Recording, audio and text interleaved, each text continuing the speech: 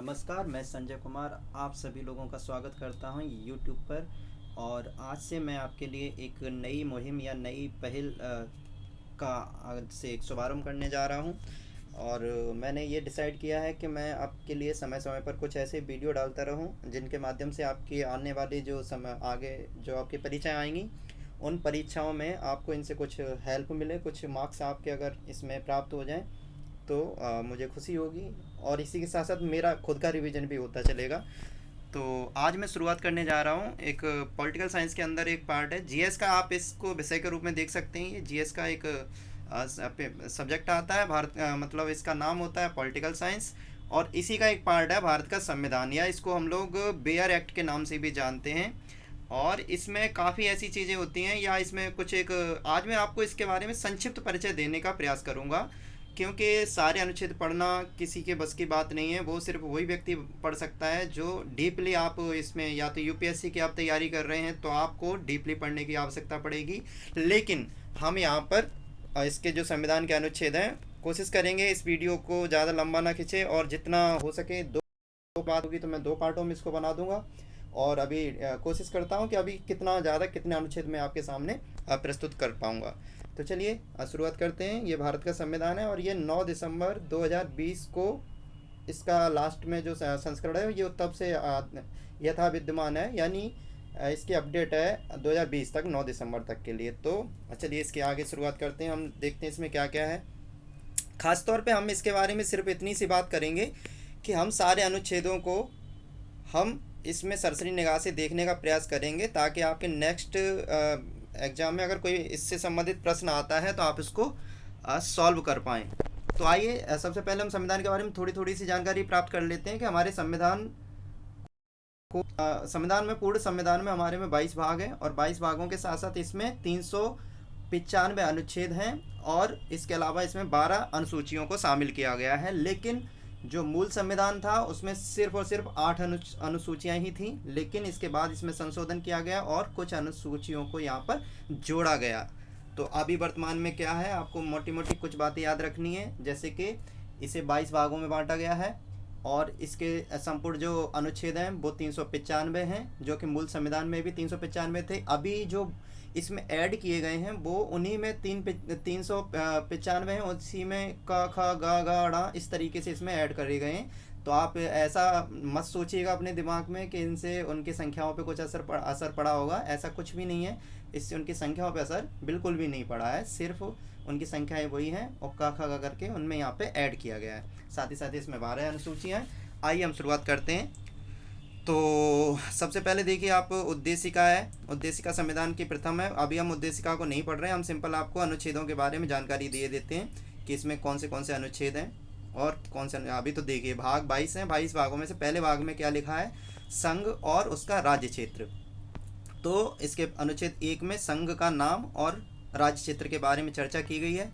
अनुच्छेद 2 में नए राज्यों का प्रवेश या स्थापना के बारे में जिक्र किया गया है। इसी के साथ साथ अनुच्छेद 2 क में सिक्किम का संघ के साथ सहयुक्त किया जाना और निरसित मतलब इसको त्यागना और उसमें शामिल किए जाने का इसमें वर्णन देखने को मिलता है। किसमें, अनुच्छेद 2 क में। ठीक है। इसी के साथ साथ अनुच्छेद 3 में बात की गई है नए राज्यों का निर्माण और वर्तमान राज्यों के क्षेत्रों, सीमाओं या नामों में परिवर्तन।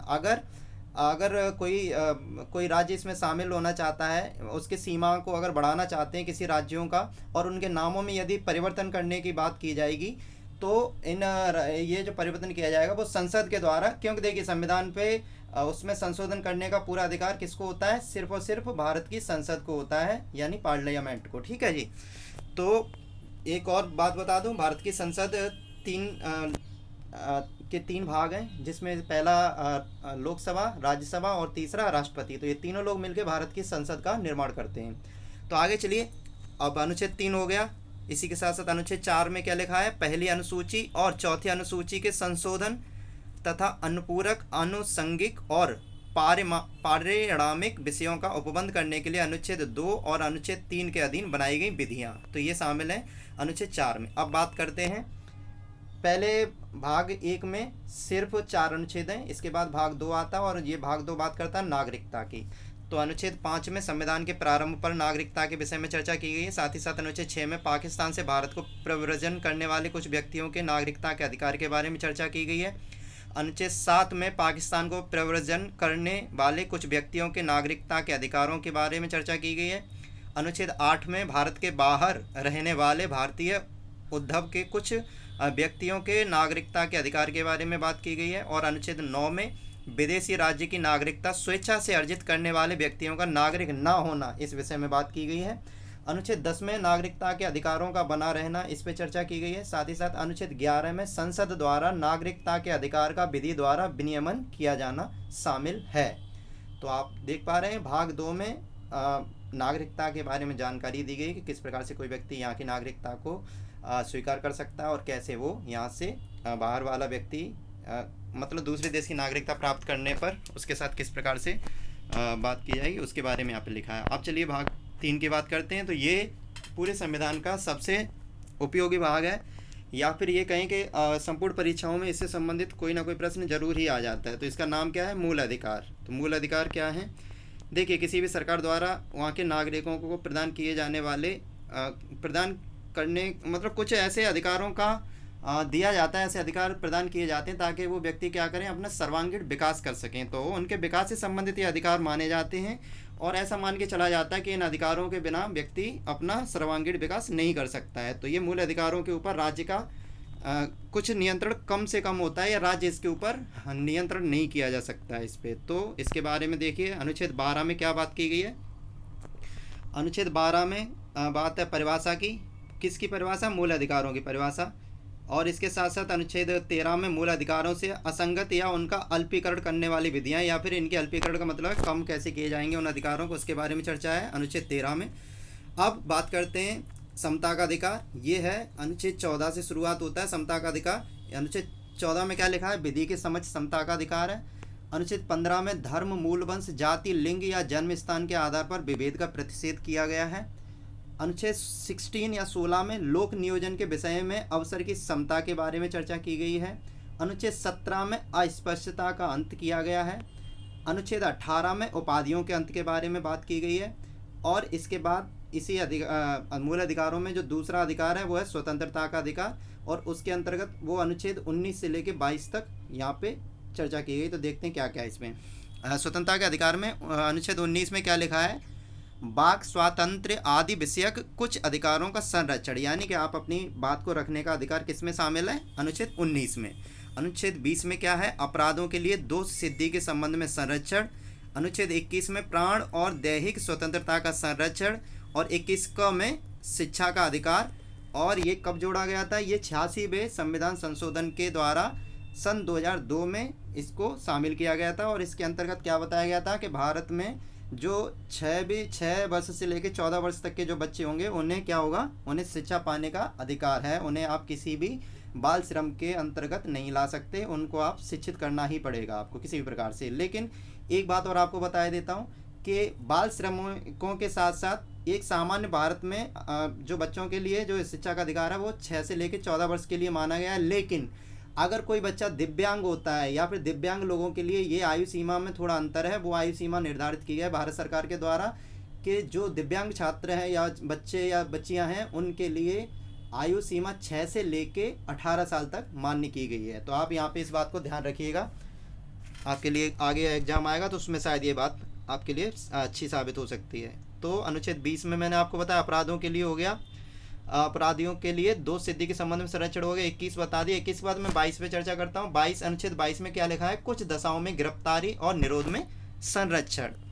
इसके बाद मूल अधिकारों में ही शोषण के विरुद्ध अधिकार शामिल है। ये अनुच्छेद 23 है, 23 और 24। तो इसमें 23 में बात की गई है मानव के दुर्व्यापार यानी किसी व्यक्ति को आप बेच या खरीद फरोख्त नहीं की जानी चाहिए। और बालाश्रम का प्रतिषेध, और बच्चों के बालाश्रम जो होता है छोटे बच्चों से कार्य करना, उसका यहाँ पे रोकने की जो प्रावधान किया गया है वो है अनुच्छेद 23 में।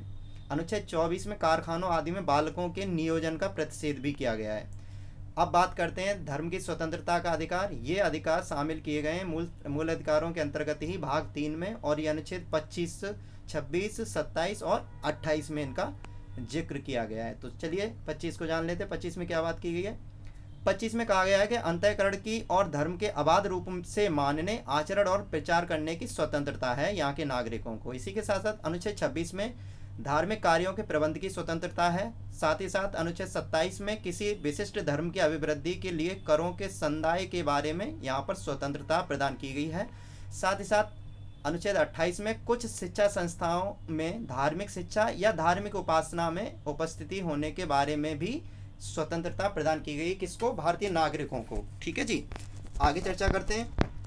इसी का जो अगला है मूल अधिकारों का जो कितने ये भी हो गए आपके सामने, कुल मिला के 6 प्रकार के अधिकार इसमें शामिल किए गए। तो 6 प्रकार के अधिकारों में से ये है। इसके जो धर्म के बाद क्या है, इसमें संस्कृति और शिक्षा संबंधी अधिकार दिए हैं। तो ये कौन से? अनुच्छेद 29 और 30 और 31। तो देखिए इसमें क्या है। अनुच्छेद 29 में क्या किया गया है? कहा गया है कि अल्पसंख्यक वर्गों के हितों का संरक्षण किया जाएगा।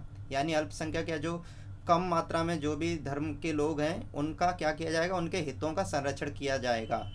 इसी के साथ साथ अनुच्छेद 30 में चर्चा की गई है कि शिक्षा संस्थाओं की स्थापना और प्रशासन करने का अल्पसंख्यक वर्गों का अधिकार। आप लोग देखते हैं माइनॉरिटीज़ के जो कॉलेज खुले होते हैं, स्कूल खुले होते हैं, आपने देखा होगा, जैसे AMU हो गया, या इसी प्रकार से आगरा में MD जैन इंटर कॉलेज हो गया, महावीर दिगंबर जैन, इसी प्रकार से के DAV होता है। ठीक है, और भी कई प्रकार के स्कूल हैं जो कि क्या साबित करते हैं कि अल्पसंख्यक वर्ग जिनके कम्युनिटी कम मात्रा में लोग होते हैं वो अपने क्या करेंगे? शिक्षा संस्थाओं की स्थापना कर सकते हैं और उनका प्रशासन भी कर सकते हैं, उन्हें इसका अधिकार है।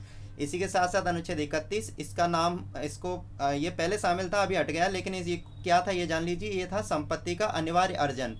मतलब मूल संविधान में अनुच्छेद 31 के अंतर्गत संपत्ति रखने का अधिकार भी व्यक्तियों को प्राप्त था, लेकिन इसे अनुच्छेद 42 1976 में नहीं, संविधान संशोधन 42 में और 1976 में इसका क्या किया गया? इसको निरस्त कर दिया गया। और अब ये अधिकार कैसा है? ये एक विधिक अधिकार है, या फिर आप बोले तो ये लीगल अधिकार है। मतलब ये कोई मूल अधिकार या फिर फंडामेंटल राइट ना होके अब ये लीगल राइट बन चुका है। अब इसके साथ साथ कुछ विधियों की व्यावृत्ति, यानी कि कुछ विधियों के द्वारा इसका क्या किया जाएगा? तो अनुच्छेद 31 का में क्या कहा गया है कि संपदाओं आदि के अर्जन के लिए उपबंध करने वाली विधियों की व्यावृत्ति। साथ ही साथ 31 ख में चर्चा की गई कुछ अधिनियमों और विनियमों का विधि मान्यकरण, और 31 ग में बात की गई कुछ निदेशक तत्वों को प्रभावित करने वाली विधियों की व्याकृति, और 31 घ में बात की गई है राष्ट्र विरोधी क्रियाकलाप के संबंध में विधियों की व्यावृत्ति निरसित। ठीक है जी। इसी के साथ साथ अंत में संवैधानिक उपचारों का अधिकार। इसे डॉक्टर भीमराव अंबेडकर ने संविधान का क्या बोला है? आत्मा बोली है। आत्मा क्यों बोली है? क्योंकि इस संविधान का उपयोग, इस अनुच्छेद का उपयोग करके किसी व्यक्ति के अगर मूल अधिकारों का हनन किया जाता है तो वो इन अनुच्छेद 32 का प्रयोग करके अपने अधिकारों को प्राप्त कर सकता है। तो देखिए अनुच्छेद 32 में क्या कहा गया है कि इस भाग द्वारा प्रदत्त अधिकारों को प्रवर्तित कराने के लिए उपचार किए गए हैं। आपने इसमें देखा होगा क्या नाम है, बंदी प्रत्यक्षीकरण है ना, इसी के साथ परमादेश हो गया, उत्प्रेषण हो गया, इस प्रकार के यहाँ पे कानूनी प्रावधान किए गए। तो अनुच्छेद 32 के तहत आप इन सारे सुप्रीम कोर्ट में आप याचिका दायर कर सकते हैं, साथ ही साथ आप हाई कोर्ट में भी याचिका दायर कर सकते हैं। और अनुच्छेद 32 का में क्या बोला गया है? राज्य विधियों की संवैधानिक वैधता पर अनुच्छेद 32 के अधीन कार्यवाहियों में विचार न किया जाना, ये निश्चित कर चुके हैं। निश्चित मतलब ये हट गया, अब ये अब नहीं है, वर्तमान में इसको कार्यरत नहीं है ये वो मूल अधिकार। इसी के साथ साथ अनुच्छेद 33 में क्या बोला गया है? इस भाग द्वारा प्रदत्त अधिकारों का बलों आदि को लागू होने में उपांतरण करने की संसद की शक्ति।